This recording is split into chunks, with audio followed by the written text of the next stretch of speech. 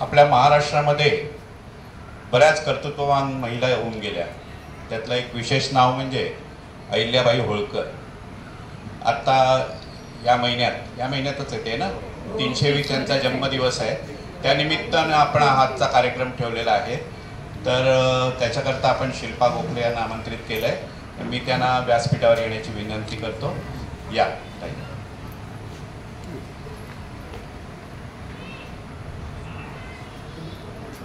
टाळ्या वाजवून त्यांचं स्वागत करूया आपण.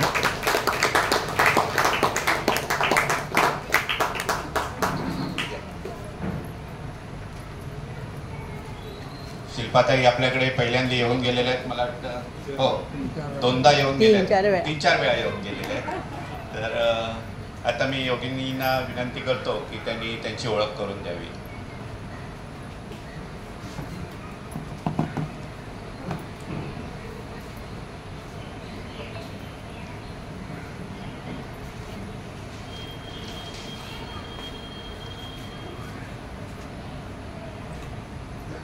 नमस्कार.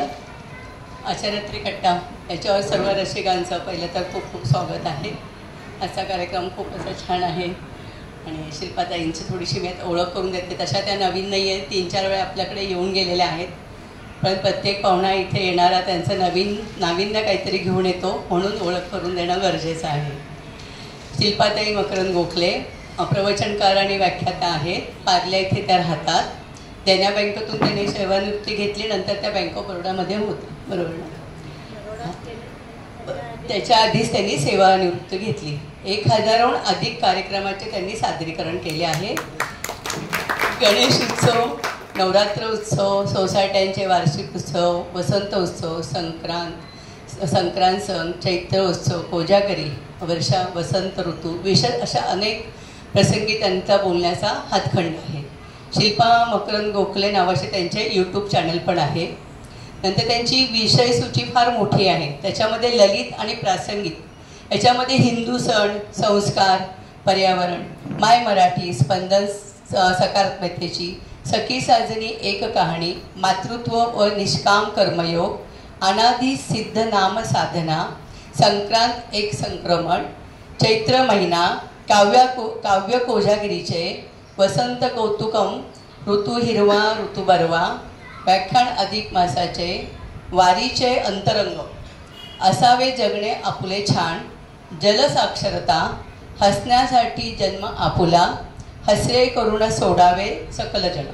नंतर त्यांच्या देवतांचे पण खूप हे तरी नाही असं थोडे तरी वाचते. श्री गणेश पुराण, विष्णूंचे 10 अवतार, देवदेवतांचे कैलासपती महादेव, दत्तचरित्र, नंतर दत्त संप्रदाय क्षेत्रांचा महिमा, देवींचे 3.5 शक्तिपीठं, हे सगळंच म्हणते तसं वाचत नाही पण थोडक्यात सांगते.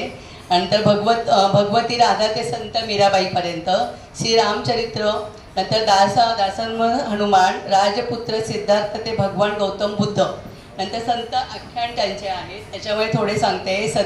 श्री सद्गुरू आख्यान, महाराष्ट्रातील संत स्त्रियांची मांदेयाळी, आदिमाया मुक्ताबाई, नामाची या दासी जनी, वेना पावली पूर्णाविराम, नंतर आहे एक त्रिवेणी, मुक्ताबाई, जनाबाई आणि बहिणाबाई, बरोबर आहे.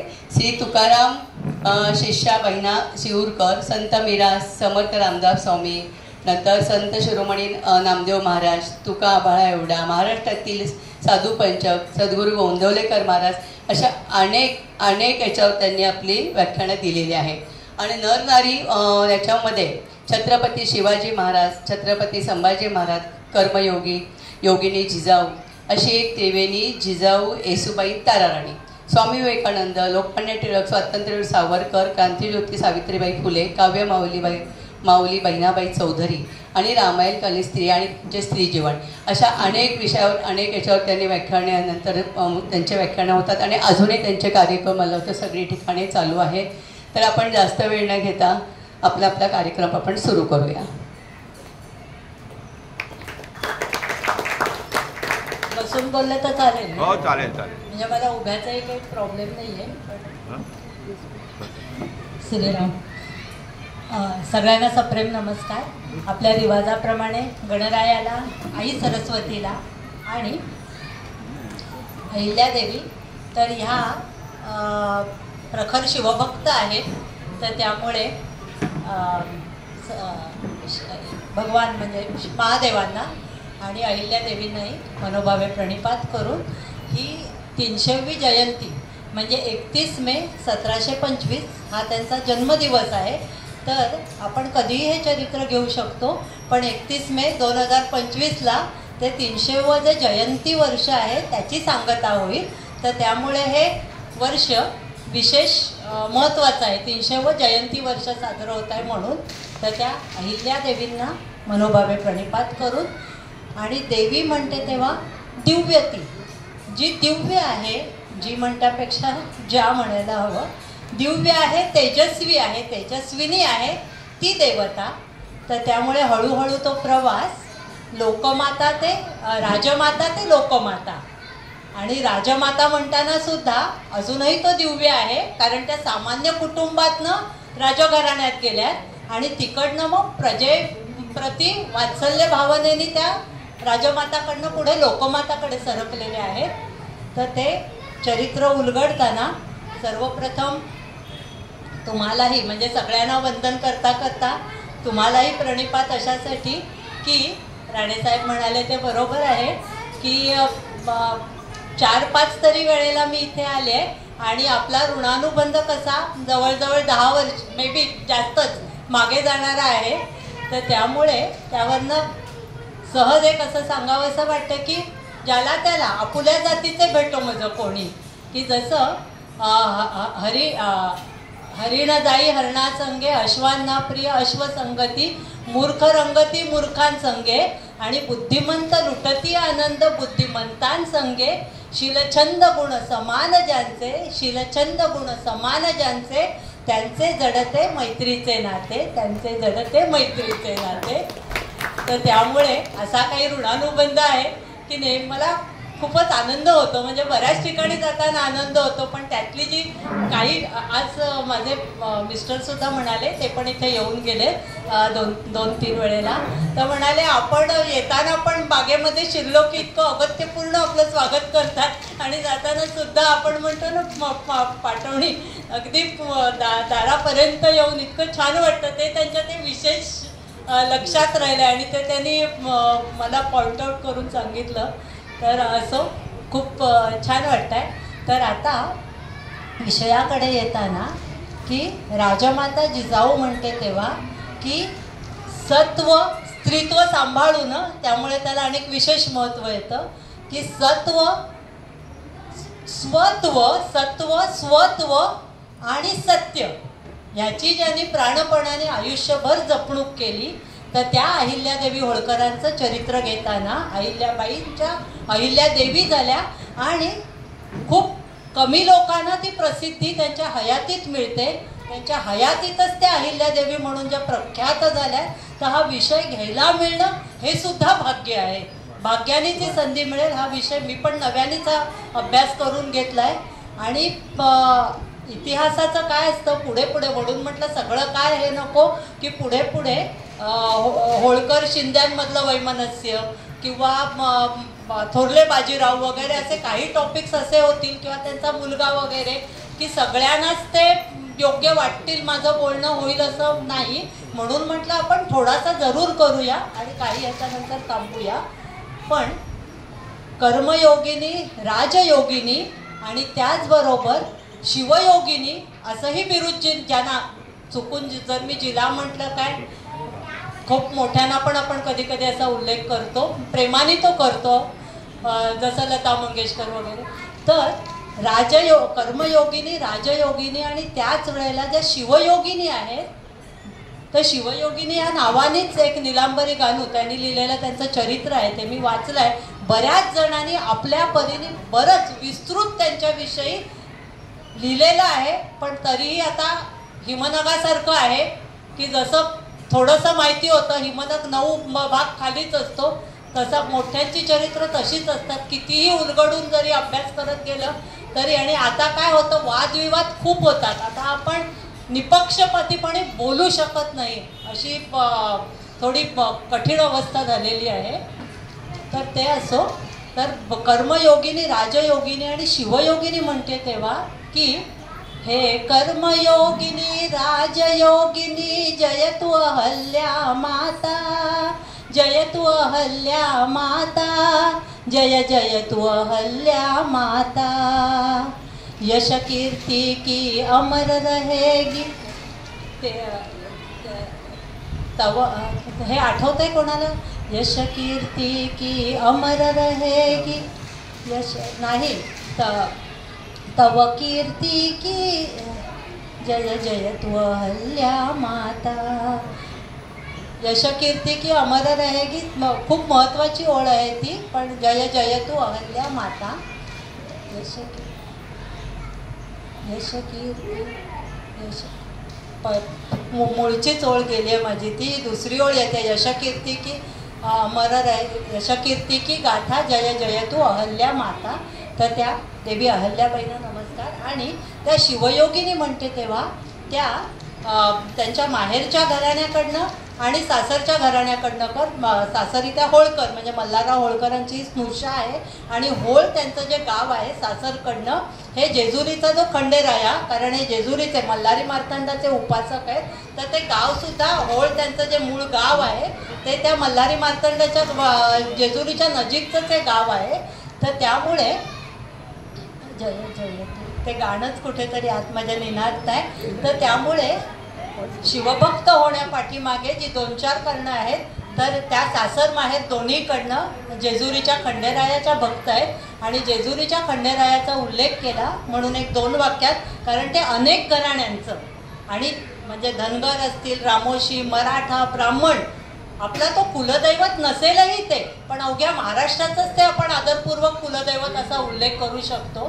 तर जेजुरीचा खंडेराया म्हणते तेव्हा की पुण्यापासून 65 किलोमीटरवर कडे पठारावरती आणि 9 लाख पायरी, आपण सगळे गेलेलो पण आहोत तिथे, जसं काशीचा काळभैरव आहे तसा हा मल्हारी म्हणजे मार्तंड भैरव, आणि हे साक्षात शिवस्वरूपच आहे मार्तंड भैरवाचं, आणि त्याचं रूप कसं आहे, हा उग्र आहे, आणि ह्या धनगर जातीतनं आलेल्या आहेत। जातीचा उल्लेख मला करायचा नाही, पण धनगर अशासाठी म्हणते की धनगरांचं हे दैवत राहिलेलं आहे, आणि हा घोड्यावरती स्वार आहे, जवळ कुत्रा त्याच्या समवेत आहे, आणि कुत्रा बघा धनगरांबरोबर मेंढ्यांची राखण करायला कुत्रा नेहमी बरोबर लागतो, आणि हाती प्रचंड वजनदार अशी दुधारी तलवार मल्हारी मार्तंडाच्या हातात आहे। आणि अहो हा मल्हारी मार्तंड जसा म्हाळसाकांत आहे, नेवाशाच्या म्हाळसेचा आहे, तसा धनगराच्या बानूचा पण आहे।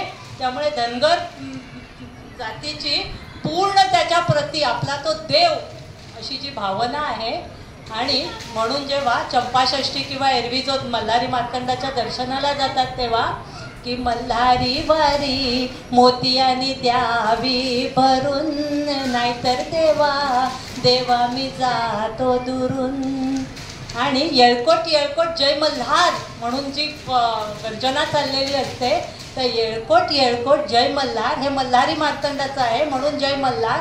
पण येळकोट येळकोट म्हणजे येळ म्हणजे इळा म्हणजे पृथ्वी, आणि कोट म्हणजे संपूर्ण, अर्थ ध्यानात घ्या, अपभ्रंश होऊन तो येळकोट झाला की ही पृथ्वी धनधान्यानी सुबत्तेनी संपूर्ण भरून दे, म्हणून तो येळकोट येळकोट जय मल्हार अशी त्याच्याकडे अर्जो प्रार्थना केली आहे। पण पृथ्वीचं एक राहून दे, आपल्या भारत देशाचा हिंदुस्थानचा विचार केला तर सुबत्ता काय, स्थैर्य काय कधी येईल, जेव्हा मी सुरक्षित असेल तेव्हा। आणि आज दुर्दैवानी स्थिती अशी आहे, आपल्या देशाचं विदारक स्थिती अशी आहे, पाकिस्तान काय, बांगला काय, चीन काय, सगळेच कोणीच मित्र राहिलेला नाही आहे, अशी दुर्दैवी स्थिती आहे। मग जर आपण सुरक्षित नाही तर काय ती सुबत्ता आणि स्थैर्याला अर्थ काय राहिला, जी आपली समृद्धी झाली आहे त्याला। तर तेव्हा मल्हारी मार्तंडाकडे प्रार्थना करूया की तेव्हा पहिल्यांदा आम्ही सुरक्षित असून दे, आणि आपण शेवटी आपलंच आपल्याला धैर्य धारण करायचं आहे, तर ते धैर्य आम्हाला दे। आणि जसं अहिल्यादेवींनी 5000 स्त्रियांची फौज उभी केली, तर तद्वत आता तू आमचा पाठीराव का हो, आम्ही पराक्रम आम्ही गाजवू, पण हर हर महादेव, इथे पण शिवरायांची घोषणा पण हर हर महादेवच आहे।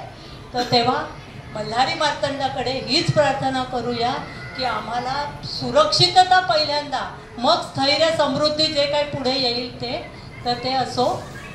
तर अहिल्यादेवी, आणि अहिल्यादेवी म्हणतात डोळ्यापुढे बघा की पांढरी वस्त्र, कारण 28व्या वर्षी विधवा झालेल्या आहेत, सासऱ्याने परावृत्त केलं, नाहीतर त्या सती गेल्या असत्या, की सफेद पांढरी वस्त्र परिधान केले, डोक्यावरनं पदर आहे आणि हातामध्ये शिवलिंग आहे, की हातामध्ये शिवलिंग की आणि न्यायदान करताना तर त्या शिवाला साक्षी ठेवूनच. आणि शिवरायांचं जे धोरण होतं, हे राज्य व्हावं, हे तो श्रींची इच्छा, तसं की इथल्या प्रत्येक कृत्याचा जाप मला शिवशंकराला द्यायचा आहे, की इथे माझ्या हातात राज्य आहे म्हणून जे मी करीन तसं चालणार नाही, पुढे मला त्या प्रत्येक माझ्या कृत्याचा जाप शिवशंकराला द्यायचा आहे. हे राज्य व्हावे, हे तो श्रींची इच्छा, तसं हे राज्य व्हावे, हे उत्कृष्ट राज्य व्हावं ही शिवशंकराची इच्छा. त्याच्या मार्गदर्शनाखाली, त्याच्या आदेशानुसार तो साक्षीभावाने बघतोय माझ्या प्रत्येक कृत्याकडे, या भावनेने त्यांनी हे केलेलं आहे. तेव्हा देश, देव, देश, धर्म याला समर्पित ज्यांचं आयुष्य आहे, तर त्यांचं बालपण, सांसारिक जीवन आणि प्रशासकीय कार्य 3 पट उलगडून दाखवताना त्या साधेपणाने, किती साधेपणा असावा. अहो, एवढी त्यांची संपत्ती होती. हे माळवा प्रांताचा हे समृद्ध संस्थानिक आहेत आणि खाजगी मालमत्ता खूप आहे त्या होती त्यांच्या नावावर, पण किती साधेपणा, की त्यांचं वर्णन करताना त्यांची एक दासी राघोबा म्हणजे रघुनाथराव पेशवे, तर त्यांच्या आनंदीबाई स्त्रीला वर्णन करताना सांगते की अहिल्यादेवींना रंगरूप असं काही नाही, म्हणजे विशेष, कारण त्या मध्यम उंचीच्या सावळ्या वर्णाच्या, पण रंगरूप असं नाही. आणि त्या सदैव शुभ्र वस्त्रच तेवढी परिधान करतात, पण त्यांच्या चेहऱ्यावर तेज, सात्विकता, तेज असं आहे की त्यांच्या समोर जो उभा राहील तो त्यांच्या पुढे नतमस्तक झाल्याशिवाय राहणार नाही. तर असं त्याचं वर्णन. तर त्याच्यावरनं आठवण होते की अष्टावक्र मुनींनी जनकाला अष्टावक्र गीता सांगताना, जनकाचे गुरु आहेत ते याज्ञवल्क्य आहेत, पण अष्टावक्र मुनींनी विद्वानांच्या सभेमध्ये आणि मग त्याला जी अष्टावक्र गीता सांगितली, त्याच्यात जे त्यांनी जनकाला जो पहिला बोध केला आहे तो, कारण त्यांच्याकडे बघून लोक हसले होते, विद्वान हसले होते, सर्वसामान्य नव्हे, पंडित हसले होते मोठे. तर हेच सांगितलं आहे की परमात्मा आकृती बघत नाही, कृती बघतो.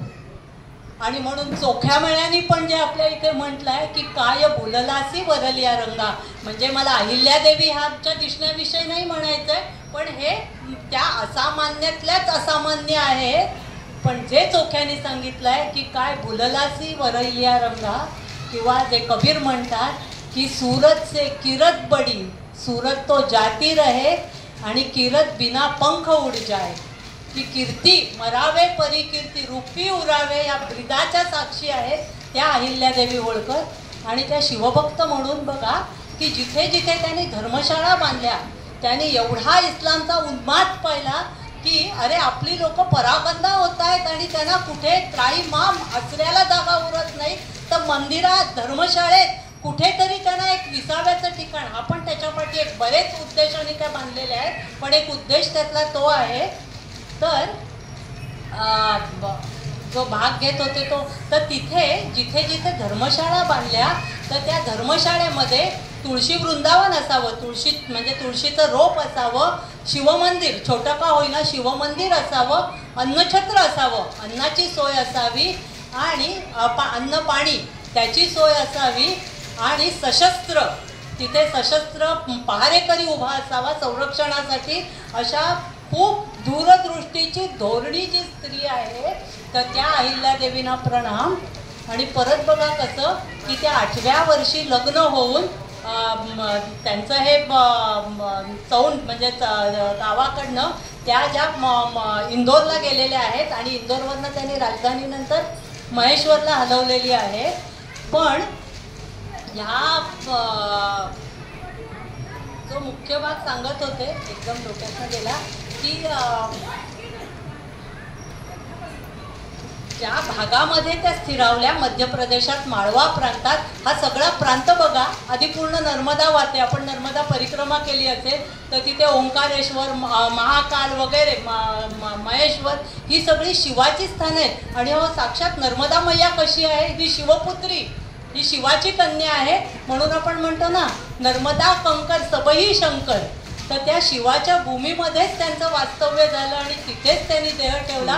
की भगवंताला सुद्धा काळजी बघा कशी, की जी शिवालाच वाहून घेतलेलं ज्याने आयुष्य आहे त्यांना पहिल्यापासून अखेरपर्यंत शिवसान्निध्यच लाभलेलं आहे. हे विशेष. तर अशा अहिल्यादेवी होळकर, तर त्यांचं चरित्र घेताना की जिने संतती मानिले स्वप्रजेला, दिल्या सौख्य सोयी उभ्या भारताला. जिने संतती मानिले स्वप्रजेला, दिल्या सौख्य सोयी उभ्या भारताला. जरी दुःखिता तृप्ती देई तुझ्याला, नमस्कार माझा अहिल्या सतीला. तर जिने संतती मानिले स्वप्रजेला, आणि स्वप्रजेला म्हणते तेव्हा फक्त माळव्याची प्रजा ही त्यांची स्वप्रजा नव्हती, अखंड हिंदुस्थान, की सगळ्या हिंदुस्थानची. म्हणून नेपाळमधल्या पशुपतीनाथाचा पण त्यांनी जीर्णोद्धारामध्ये पैसा ओतलेला आहे. की त्यांची संतती प्रजा कोणती, तर सगळा भारत देश ही त्यांची संतती आहे. म्हणजे केवढा व्यापक दृष्टिकोन आहे, माझ्यापुरतंच बघण्याचा दृष्टिकोन नाही. जिने संतती मानिले स्वप्रजेला, दिल्या सौख्य सोयी उभ्या भारताला. की त्यांनी ज्या सौख्य सोयी दिल्यात त्याची जी यादी न संपणारी आहे ती नंतर घेते. आणि जरी दुःखिता, अहो एवढं दुःख त्यांच्या आयुष्यात त्यांनी झेललेलं आहे, पण एक मला कधी वाच्यता नाही किंवा चेहऱ्यावरती त्याचा, म्हणजे राज्य शासन करताना वैयक्तिक दुःख बाजूला ठेवलं. आणि म्हणूनच अशी लोक महात्मा या सदरात जातात. नेहमी मला एक वाक्य आठवतं की लोकमान्य टिळकांच्या चरित्रात, की थोर माणसं सहसा आपलं दुःख बोलून दाखवत नाहीत. तर त्यावरनं म्हणजे महात्म्यांची चरित्र म्हणून परत परत वाचायला पाहिजेत, पारायण करायला पाहिजेत. पारायण म्हणजे पारंगत होण्यासाठी, त्यांच्या सम होण्यासाठी, की आपण आपल्या दुःखांचा केवढा मोठा डांगोरा पिटत असतो आणि काय मामूली क्षुल्लक दुःख असतात आपली. पण अशी वाक्य वाचली ना की त्यावेळेपुरतं तरी आपलं दुःख आपण त्या क्षणी तरी आतल्या आत गिळतो. मग परत नंतर उद्रेक होऊन घरीदारी आपण आपली दुःखांचा पाढा वाचतच राहतो. पण थोर माणसं सहसा आपलं दुःख, वेदना त्याची वाच्यता करत नाही. आणि देवाचे इच्छे ते वर्तावे, देव करील ते मानावे, मग सहजची स्वभावे कृपाळू देव. जे समर्थांनी दासबोधात सांगितलंय ते देवाचे इच्छे ते वर्तावे, देव करील ते मानावे. जशी परमात्म्याची इच्छा आहे तसंच घडणार, माझं प्राक्तन आहे त्याप्रमाणेच घडणार. पण खरोखर म्हणजे त्यांचा जो त्याग, संयम, सहनशीलता, बाकी राज्यशासन, निपुणत्व, न्यायदानता वगैरे हे वेगळे, पण हे व्यक्तिगत स्तरावरती त्यांचं जे की निस्पृह निपक्षपाती धोरण, हे सगळं खूप म्हणजे मोठमोठ्याने वाखाणलेलं. आणि एक जॉन माल्कम म्हणून, हा तेव्हाचा मध्य प्रदेश त्या प्रांतावरचा जो इंग्रजी अधिकारी होता, तर त्यांनी परत परत उत्कृष्ट म्हणजे परका जेव्हा बाहेरची लोक सुद्धा जेव्हा वाखाणणी करतात, स्वकीय करतात, बाहेरची करतात, तेव्हा हिमालया एवढं हे थोर बुलंद व्यक्तिमत्व झालं. तर अशा ह्या अहिल्यादेवी, त्यांचा जन्म कुठला, तर आपण अहमदनगर म्हणतो, कारण मलिक अहमद निजामशाह, तर त्या निजामाचं ते मोठं ठाणं होतं म्हणून ते मलिक अहमद निजामशाह, त्यावरनं ते अहमदनगर. पण आता मात्र, आणि आपण तर बऱ्याचदा नगर जिल्हा, नगरला जाऊन येतो, नगर जिल्हा असाच उल्लेख करतो, पण आता अभिमानाने अहिल्यानगर म्हणायला पाहिजे. आता ते अहमदनगर नाही आहे, तर अहिल्यानगर आहे. बरीच नावं बदलली गेलेली आहेत, औरंगाबाद वगैरे, पण आपण त्याचा आवर्जून उल्लेख करत राहिला पाहिजे, तर ते जुनं पुसलं जाणार. ते जुनं पुसलं जायलाच हवं. पण आज अहिल्यादेवींचं चरित्र आपल्याला माहिती आहे, पण ते पुढच्या पिढीपर्यंत बोंब आहे सगळी. आणि माणूस जेव्हा इतिहास विसरतो ना, आपला भला बुरा वाईट इतिहासही माहिती पाहिजे, काय चुका झाल्या त्याही माहिती पाहिजेत, त्या सावरून पुढे जायचं आहे. माणूस जेव्हा आपला इतिहास विसरतो ना, तेव्हा तो नवीन इतिहास निर्माण करू शकत नाही. आणि तो इतिहास जमा व्हायला वेळ लागत नाही. आणि म्हणून आपल्या परीने आपलं कर्तव्य आहे. आपल्याला तर बरंच चरित्र माहिती आहे. आज हे काय मी सगळं संकलन करून तुमच्या पुढे सादर करते एवढंच, पण पुढच्या पिढीपर्यंत ती मात्र वानवा आहे की पुढच्या पिढीला या प्रवाहात भाषा, संस्कृती, आपल्या रूढी परंपरात सगळं कसं काय इतिहासात घ्यायचं. गोंधळ आहे मोठा. पण नगर, अहिल्यानगरच त्यांचंच नाव आहे, नगर जिल्हा, आणि त्यातलं जे चौंडी गाव आहे जामखेड तालुका, तर हे छोटं गाव आहे. आणि तिथे त्यांचा किल्ला किंवा वाडा हा आता स्मृती म्हणून, शासकीय याच्यामध्ये स्मृती म्हणून ती जपली गेलेली आहे. आणि त्यांचं माणकोजी शिंदे, म्हणजे वडिलांचं नाव माणकोजी शिंदे आणि सुशीलाबाई आईचं नाव. आणि हे कसे होते की त्यांचा शेती व्यवसाय आहे, गावचे ते पाटील आहेत, त्यांचे पण वतनदार, छोट्या प्रमाणात वतनदार. पण त्यांनी आपल्या मुलीला घोड्यावर बसणं, भालाफेक किंवा पोहणं वगैरे ह्या सगळ्यामध्ये पारंगत केलं होतं, ज्याचा पुढे त्यांना खूप फायदा झाला. आणि म्हणून त्यांनी अबला नव्हे तू सबला हा नारा त्या माळव्याच्या आपल्या स्त्रियांना, म्हणजे प्रजाजनांमधल्या स्त्रियांसाठी त्या राबवू शकल्या कार्य, कारण वडिलांनी त्यांना घडवलं होतं. आणि हे एक नक्की आहे मात्र की आपण म्हणतो बघा, behind every successful man there is a woman.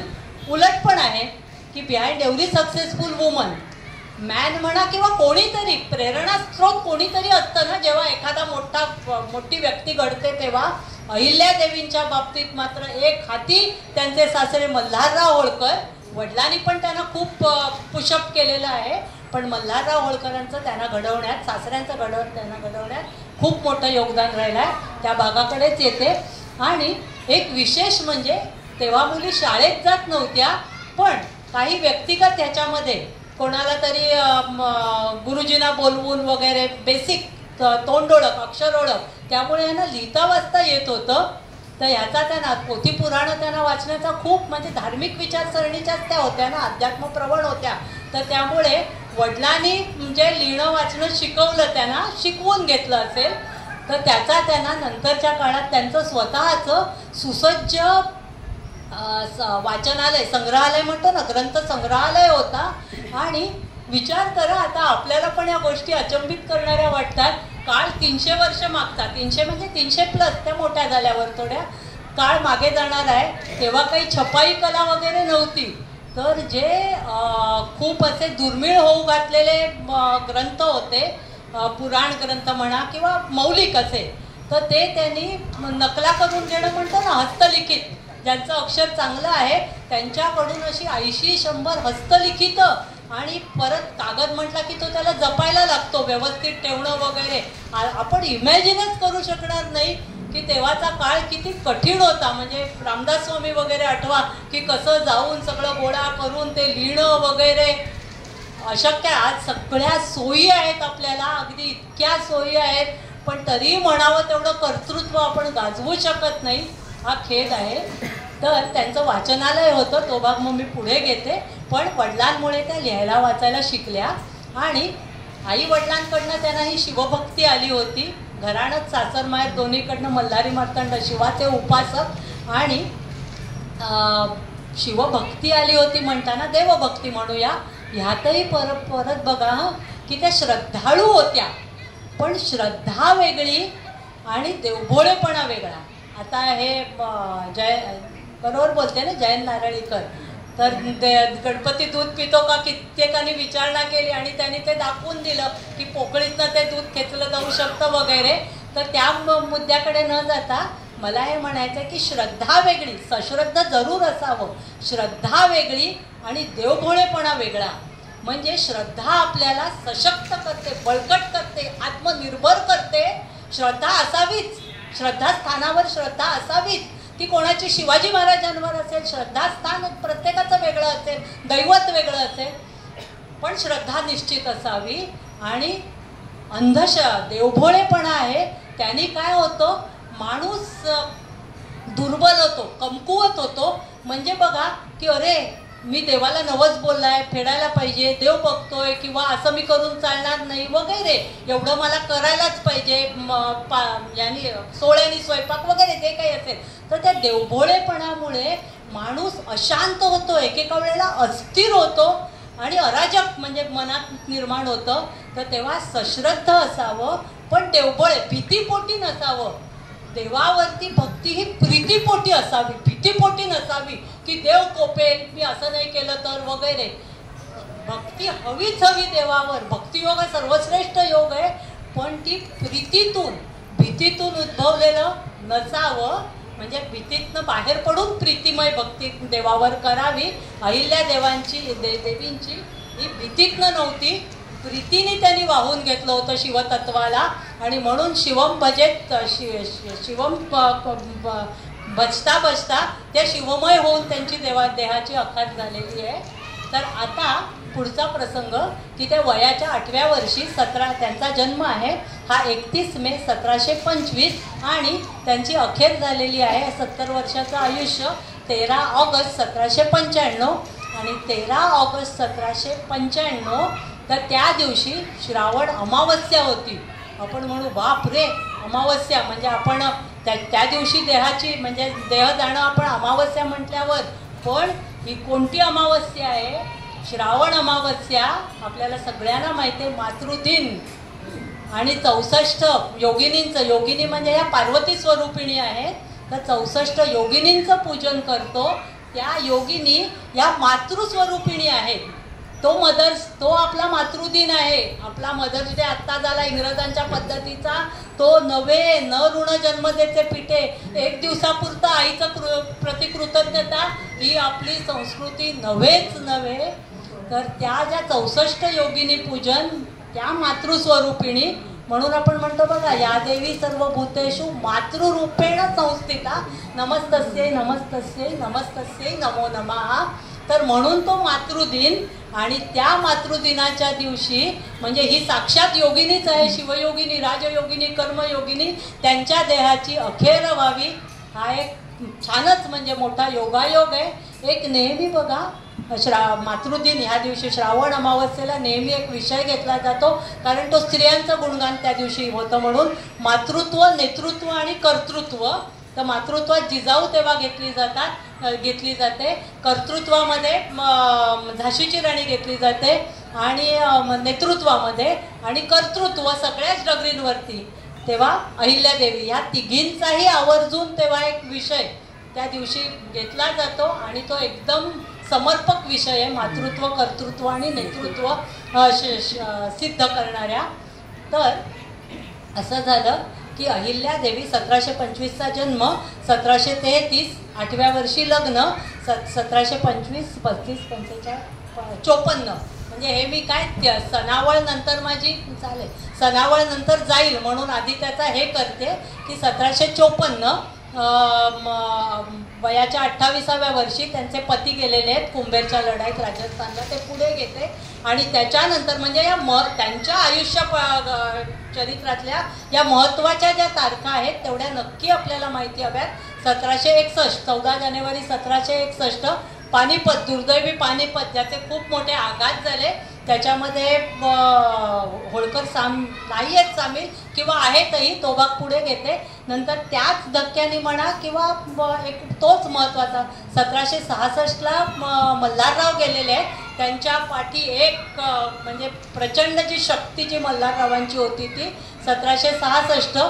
आणि त्याच्यानंतर 1772ला माधवराव पेशवे गेलेले आहेत आणि यांची पेशवे आणि शाहूंप्रती पूर्ण निष्ठा आहे. आणि त्याच्यानंतर 1795ला ते ऑगस्ट 1795ला ह्या गेल्या. आणि त्याच्यानंतर ऑक्टोबर 1795ला सवाई माधवराव गेले. माधवराव नव्हे, नंतर बारबाई कारस्थान झालं आणि माधवराव पेशवे, जो खरा चांगला काळ होता, आत्महत्या केली त्यांनी वगैरे, त्या ह्याच्याकडे न जाता, पण ते नंतर गेलेले आहेत. म्हणजे ह्या गेल्यात तेव्हा गादीवरती सवाई माधवराव पेशवे होते. तर झालं असं की ह्या 8 वर्षाच्या आहेत. म्हणजे यांना मल्हाररावांनी यांच्या वडिलांकडे मागणी कशी घातली की गावाच्या बाहेर, यांचं छोटं गाव चौंडी गाव, तर ह्या गावाच्या बाहेर शिवमंदिर तर ह्या मैत्रिणी आपापल्या आईबरोबर यायच्या आणि बाहेर त्या सीना नदी किनारी म्हणजे त्या खेळायच्या. आणि यांचं आवडतं एक हे होतं, या एवढ्या लहानपणापासूनच शिवप्रीती घेऊन आलेल्या की शिवाची म्हणजे आपण वाळू म्हणतो पण ती ओली माती, की त्याची शिवपिंडी करायची, मनोभावे पूजा, स्तोत्र म्हणायची आणि मग विसर्जन करायचं. हा त्यांच्या आवडीचा एक खेळच होता. आणि मग मैत्रिणींबरोबर खेळ वगैरे. तर या 8 वर्षाच्या म्हणजे आता मी परत या तारखा सांगत नाही, 25 आणि 33ची घटना, की ह्या मैत्रिणींबरोबर खेळतायत आणि शिवपिंडी करण्यात मग्न आहेत. म्हणजे बाळाचे पाय म्हणतात ना तशी चुणूक अहिल्या ही काही चीज आहे. आणि त्या खेळतायत. आणि काय झालं तेव्हाच थोरले बाजीराव आणि मल्हारराव होळकर, तेव्हा मल्हारराव होळकर सुभेदार होते आणि ते त्यांचा हे करून लढाईची धामधूम संपून ते पुण्याकडे परतत होते.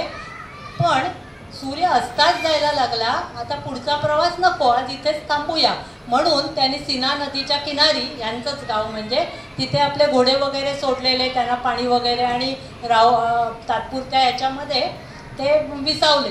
तो काय झालं,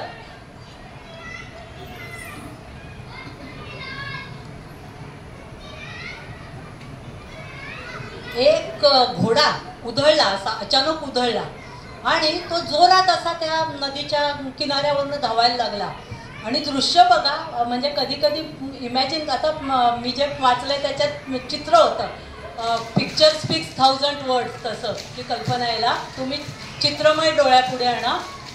आणि याने ती अशी शिवपिंडी केलेली आहे आणि त्या भान हरपून त्या करतायत, मैत्रिणी वगैरे खेळ चाललाय. आणि तो घोडा उधळला म्हटल्याबरोबर या 7-8 वर्षाच्या मुली एकदम घाबरल्या आणि धावत धावत आपल्या त्या देवळामध्ये आई वगैरे होती तिकडे पळाल्या. पण हिनी बघा, हिनी मात्र अशी ओढवी झाली, लहान मुलगी परकरी ओढवी झाली आणि ती पिंड झाकली, प्रोटेक्ट केली. आणि तो घोडा जो उधळला, शिवशंकरच पाठीराखा म्हटल्यावर काय, तो घोडा मात्र यांच्यावरनं उडी मारून गेला. म्हणजे त्या बचावल्या, लहान मुलीला काही झालं नाही. पण लांब अंतरावरती बाजीराव, थोरले बाजीराव आणि मल्हारराव उभे होते.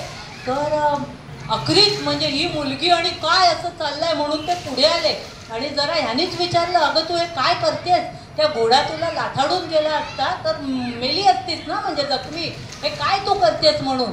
तशी तिने म्हटलंय, उत्तर दिलं की माझ्या वडिलांनी मला शिकवलं आहे की आपण जे निर्माण केलं तर प्राणपणाने त्याचं संरक्षण करणं, जे निर्मिले, जे आपण निर्मिले त्याचं प्राणपणाने रक्षण करावं, ते ही वडिलांची शिकवण आहे. तर त्यामुळे ती घाबरलीच नाही. तशी मल्हाररावांच्याही लक्षात आलं हे पाणी काही और आहे म्हणून, की जे आपण निर्मिले, निर्मिले ते स्वयची रक्षा हवी, आपली जबाबदारी आहे. ती जबाबदारी मी दुसऱ्यावर टाकू शकत नाही. तशी दोघांच्याही लक्षात आलं हे पाणी काही चमक आहे, एकदम हे वेगळंच आहे, विरोधात्तपणा, बालवयातलं शौर्य वगैरे. आणि मग बाजीरावांनी सुचवलं की ही तुमची म्हणजे हिला सून करा आणि हे स्वतः मल्हारराव पण रत्नपारखीत आणि ही नावारूपाला अजून लौकिक वाढवेल तुमच्या याचा घराण्याचा आणि आपल्या माळवा संस्थानाचा. आणि इथे 2 वाक्यात हे घ्यायला पाहिजे उकल, कारण होळकरांचे त्यांनी लगोलग मागणी घातली तिला आणि ती खंडेरावांची पत्नी झाली. मोठ्या थाटामाटात तो विवाह सोहळा झाला. आणि ही जी अहिल्या माणकोजी शिंदे होती ती अहिल्या खंडेराव होळकर घराण्यामध्ये गेली. पण 2 एका छोट्या 4 शब्दात तरी बाजीराव आणि मल्हाररावांचा उल्लेख करायला हवा, कारण शेवटपर्यंत होळकर घराणं हे म्हणजे पेशव्यांप्रती कायम चांगले संबंध राहिलेले. कधी म्हणजे गद्दारी म्हणा किंवा काही असं वेडावाकडा शब्दच श्रीमंतांविषयी निघालेला नाही आहे. तर त्या निमित्ताने म्हणजे मल्हारराव ही काय पराक्रमी असावी हे सांगण्यासाठी की आपण तो शोलेमध्ये आया गब्बर वगैरे ना, तसं मुघलांचं सैन्य संताजी धनाजीचे कसे घोडे म्हणजे हे पुजायचे औरंग्याचे, तर तसं की आया मल्हार आया म्हणून नुसती हाकाटी पिटली ना तरी सुद्धा हे मुघलांचं बुजगावण्यासारखं सैन्य पळायचं. आणि ह्या काही अशा सांगोबांगीच्या गोष्टी नाही आहे, इतिहासातनं परत आलेल्या मल्हाररावांच्या पराक्रमाच्या गोष्टी आहे. अहो पण या माणकाला, एवढ्या उत्तम सेनानीला कोणाच्या हे नजरेत आलं तर थोरले बाजीराव पेशवे. की असं झालं, बाजीराव पेशव्यांचं कसं की कायम घोड्यावरती स्वार, मुठीमध्ये म्हणजे हात कायम तलवारीच्या मुठीवरती, आणि विजेच्या वेगाने चपळाईनी त्यांच्या हालचाली, आणि वाटेमध्ये शेतामधलं कणसं वगैरे जे मिळेल ते खायचं, अडून राहायचं नाही. तिथे आणि नॉनव्हेजच खाल्लं वगैरे असा विचार क्षत्रियाच्या बाबतीत तरी करायचं नाही. तिथे तेव्हा त्याची जात बघणं गौण आहे. तर आहे ते खायचं आणि पुढे मार्गक्रमण करायचं, थांबा असं नाही. तर एकदा यांचं हे तोडी गावात, तेव्हा हे मामाकडे होते, तोडी गावामध्ये हा राखणदार मल्हार छोटा आहे, तसे समवयस्कर, फार वयात अंतर नाही, आणि राखण करतोय. आणि बाजीरावाचं सैन्य घुसलं की एकदम, आणि भराभर कणसं हातातवरच अशी सगळं सैन्य उपटताय, खात पुढे घोडे. कशी ह्याच्या गोफडीतनं जो गोटा मल्हारला, जो गोटा निघाला, परत बाळाचे पाय, जो गोटा निघाला, बाजीरावांना तो लागला नाही. पण लोक म्हणाले, सैनिक म्हणाले, अरे तुला माहिती आहे का काय, तू कोणाच्या वाटेला जातोय? तशी हा म्हणाला, ते कोणी किती बी मोठं असून दे, हे शेत बी माझंच आणि गुरं बी माझीच. कारण गुरं नव्हे, हे धनगर ना, ते मेंढरं, ही मेंढरं बी माझीच. की माझ्या शेताची अशी नासाडी करायचं काम नाही. म्हणून की त्याचं हे बोलणं ऐकलं मात्र की बाजीरावांना दिसलं हे पाणी काही वेगळंच आहे. त्याला ताबडतोब सैन्यामध्ये हे पुढे सुभेदार काय फार मोठे, माळवा हे खूप मोठं सदन संस्थानामधलं येतं, आणि पुढे ते संस्थानिक पण मोठे झाले. पण जसे मल्हारराव पण रत्नपारखी, तसे बाजीराव म्हणजे शिंदे काय, होळकर काय, किंवा एक पवार, धार, मध्य प्रदेशात एक धार म्हणून छोटा भाग येतो, तर त्या धारचे संस्थानिक जे पवार, या सगळ्यांना हे बहुतेक समवयस्क तसे येणार, महाजी शिंदे म्हणते ते. तर या समवयस्कांना त्यांनी एकत्र करून असं मोठं छान उत्कृष्टच कामगिरी झाली बाजीरावांची. पण त्यानिमित्ताने की पेशव्यांचे आणि काय संबंध राहिले म्हणताना की 1739ला निजामाशी हे करून थकले, म्हणजे बाजीरावांनी अल्पवयात खूप लढाया दिल्या. 1740ला त्या नर्मदा रावेर तीरी, तर तिथे त्यांचा मुक्काम, आणि ते आजारी पडले, आणि सततची धामधूम वगैरे. तर त्याच्यात 28 एप्रिल 1740 थोरले बाजीराव गेले, आणि ह्यांचे आणि मल्हाररावांचे एवढे उत्तम संबंध होते, कारण ह्यांना वर आणण्यात हात दिला ना. आणि मग मात्र जो मोठा असतो तो कसाही निमित्त पुरता, आणि तो मोठाच होतो. पण त्यावरनं परत एक बघा की माझ्या शेतात येण्याचं कोणाचं काम नाही, नासाडी करण्याचं असं म्हटलं असतं तर आत्ताचा एखादा राजकारणी असता, कोणीही असेल, तो म्हणाला असता, कोण रे हा आवाज देतोय, संपवा याला, हा कोण माझ्या विरुद्ध बोलतोय, संपवा याला, अशी भाषा झाली असती. पण हे लोकच मोठी होती ती, त्यांनी बरोबर गुण पारखला आणि जवळ केलं त्याला. तर हे गेल्यावरती दुःख असं एवढं झालं यांना की मल्हारराव ढसाढसा रडले. आणि मग यांचे जे गंगोज तात्या म्हणून गंगोजी तात्या, तर त्यांचे कारभारी, तर त्यांनी खूप ब्राह्मणांना दान धर्म वस्त्र वगैरे दिली. का?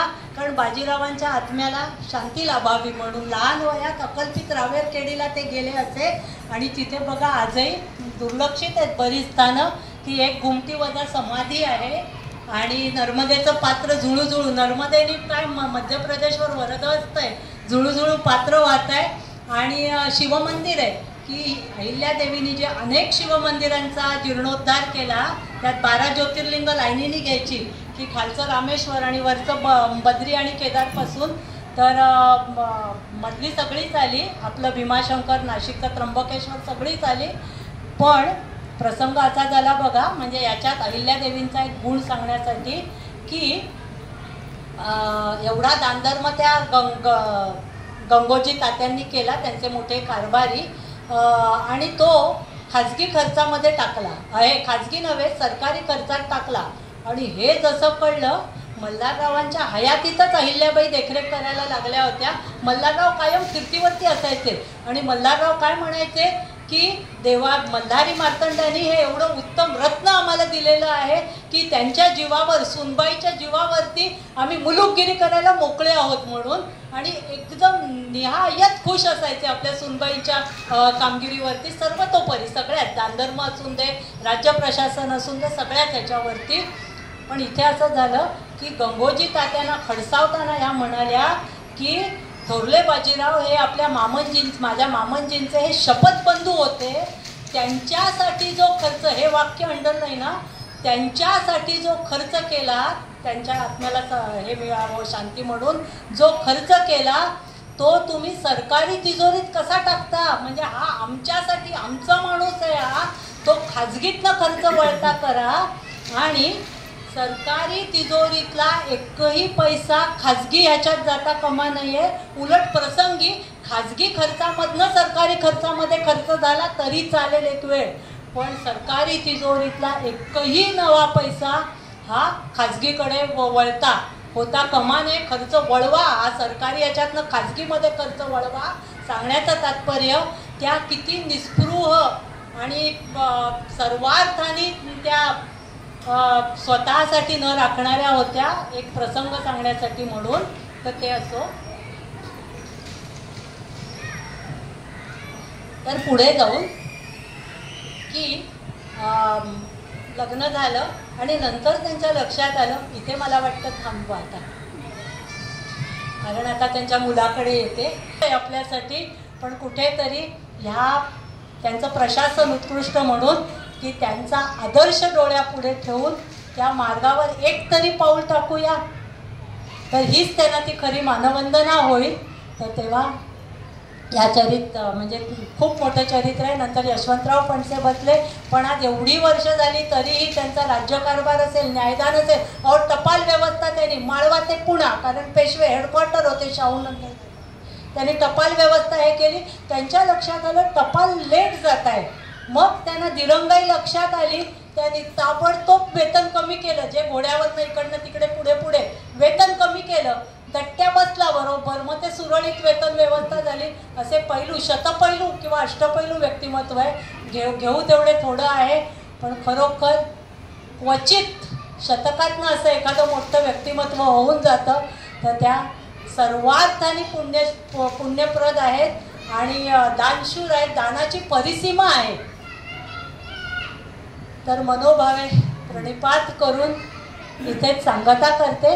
यांना ना मी राणेसाहेबांचा पण आहे, सरांचा, आणि जोशी मॅडमचा आहे, म्हणून एक छान त्यांचं ना एकता मासिकात त्यांच्यावरती एक छान लेख आला आहे. म्हणजे विस्तृत असं वर्णन केलेला, व्यक्तिगत त्याच्या कमी परामर्श आहे, तो मी तुम्हाला फॉरवर्ड करीन.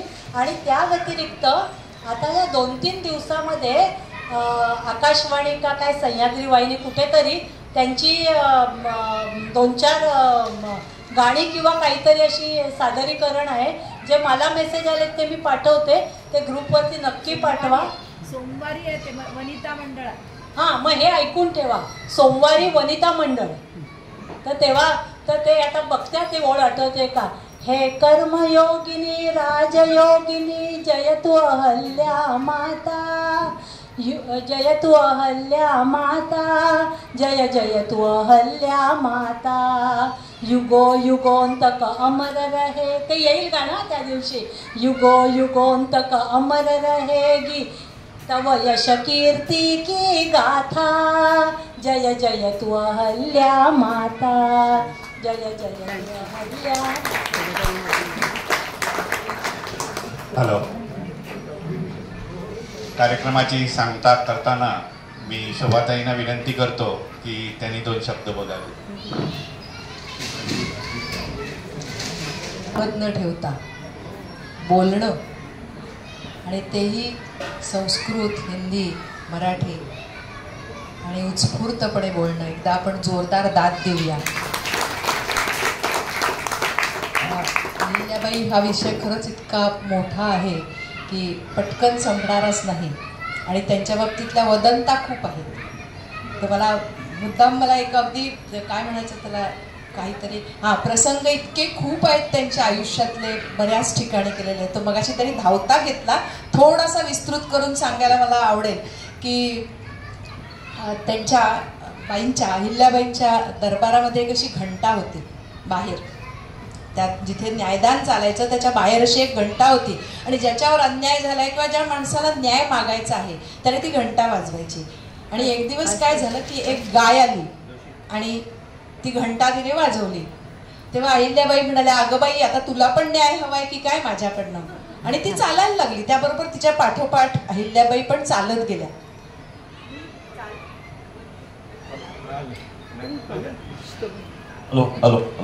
अहिल्याबाई पण चालत गेल्या त्या गाईच्या मागोमाग. आणि तिथे गेल्यानंतर त्यांना दिसलं की त्या गाईचं बाळ वासरू मरून पडलेलं होतं आणि खूप लोक तिथे जमलेले होते. आणि मग त्यांनी विचारलं की काय झालं. तर म्हणे कोणीतरी एक घोडेस्वार आला आणि त्याने या वासराला चिरडून गेलाय तो, आणि तो थांबलाही नाही. त्या लगेचच कडाडल्या की ज्याने कोणी हे केलेलं त्याला तशीच शिक्षा होणार. कोणी केलंय हे.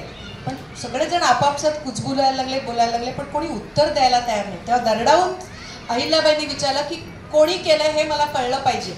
आणि तेव्हा हळूच कोणीतरी म्हणालं की मालोजीने केलंय. मालोजीरावाने म्हणजे बाईंचा मुलगा.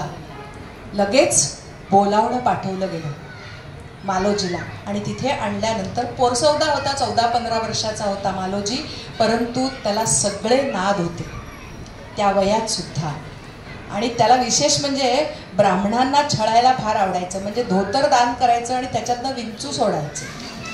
अशा खूप गोष्टी आहेत की जरा जसे वडील होते, गुटी प्यायची, मद्य, मदिरा आणि मदिराक्षी असे सगळे नाद जसे वडिलांना होते, खंडेरावांना होते, तसेच मालोजीला सुद्धा होते.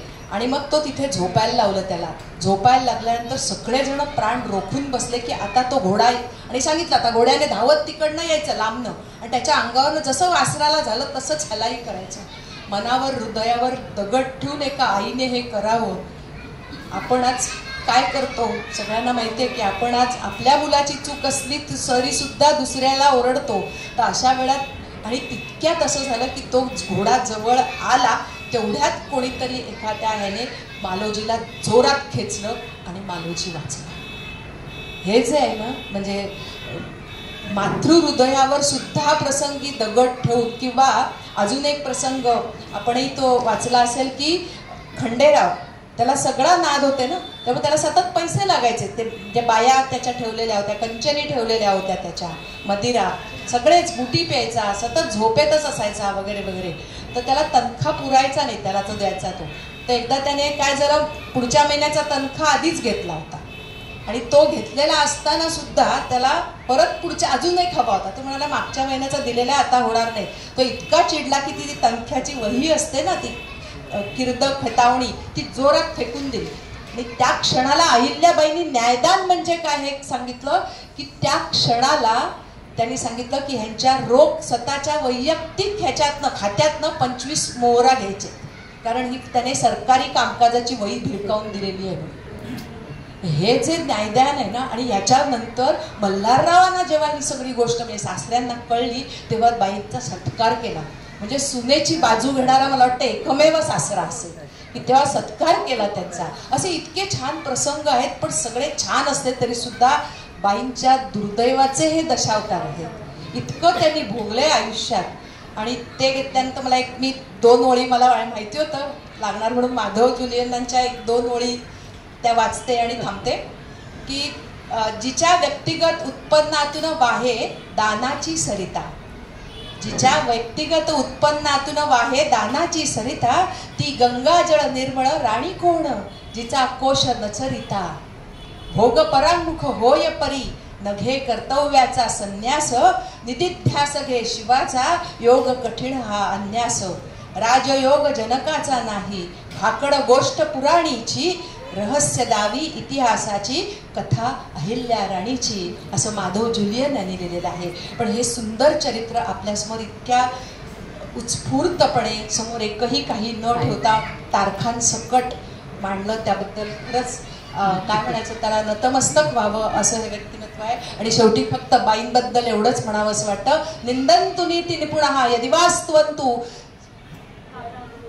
निंदन्तु नीति निपुणाः यदि वास्तुवन्तु लक्ष्मी समाविशतु गच्छति वा यथेष्टम् अद्यैव वा मरणमस्तु युगान्तरे वा न्यायात् पथः प्रविचरन्ति पदं न धीरः. म्हणजे निंदन्तु निपुणाः यदि वास्तुवन्तु म्हणजे चांगले लोक, सद्विचारी लोक निंदा करत वा स्तुती करत लक्ष्मी समाविशतु गच्छतु वा यथेष्टम, या स्वतःच्या इच्छेने लक्ष्मी येवो अगर जावो, अद्यैव वा मरणमस्तु युगांतरे वा, या क्षणाला मरण येऊ देत नाही तर युगांतराने येऊ देत, न्यायात पथः प्रविचलन्ति पदम न धीरः. अर्थांतरन्यास अलंकार आहे.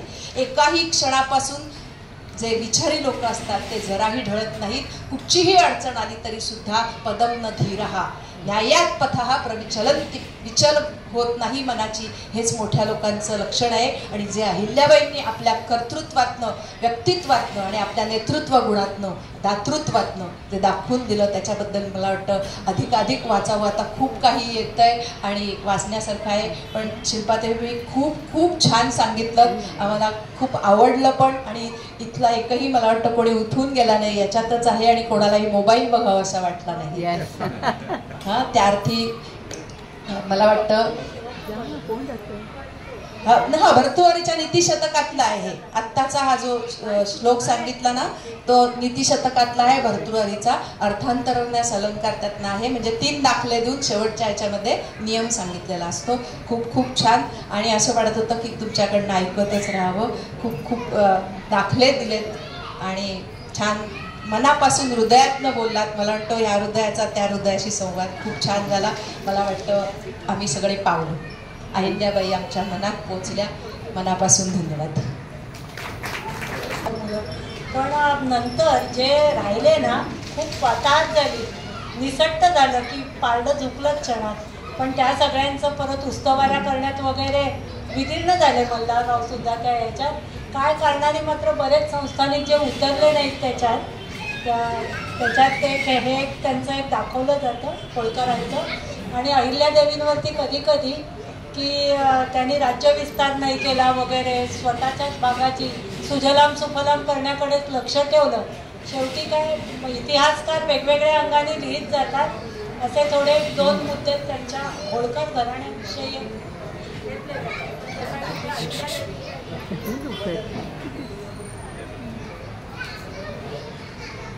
थँक्यू शोभाताई.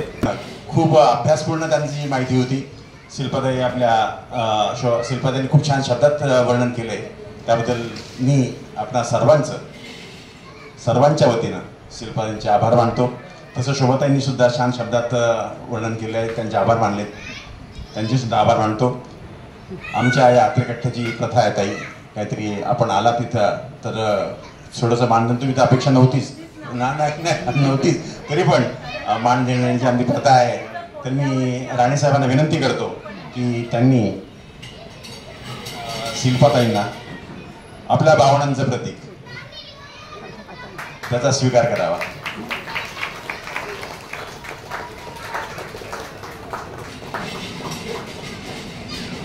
त्यांचे कार्यक्रम 4-5 वेळा झाले असं मी म्हणत, पण 2 वेळा ते आपल्या मत्तीला धावून आले शेवटच्या क्षणी. पूर्वी एकदा असाच एक कार्यक्रम होता महिला दिनानिमित्त, तर ते वक्त्या येऊ शकल्या नाहीत. मग सकाळी आम्ही यांना फोन केला आणि गोंधळकर महाराजांवरती त्या बोलल्या. आजचा कार्यक्रम थोडासा तसाच आहे. ज्यांचा कार्यक्रम तरी काय झालं होतं, पण त्यांना फॉरेनची टूर आली काहीतरी आणि त्यामुळे त्या मला की क्षमस्व येऊ शकत नाही. तुम्हाला आम्ही आमच्या आशा आणीबाणीच्या वेळी तुम्ही हजर राहता तर खरंच चांगलं आहे. आणि मला वाटतं आम्ही अत्रेकट्टा असं ठरवलं आमचे काही असे वक्ते आहेत त्यांना वर्षातून एक तरी प्रोग्राम व्हायलाच पाहिजे. त्याच्यापैकी आमच्या शिल्पाताई आहेत. तर आपल्या सर्वांचे मनपूर्वक आभार. कार्यक्रम संपला आहे असं जाहीर.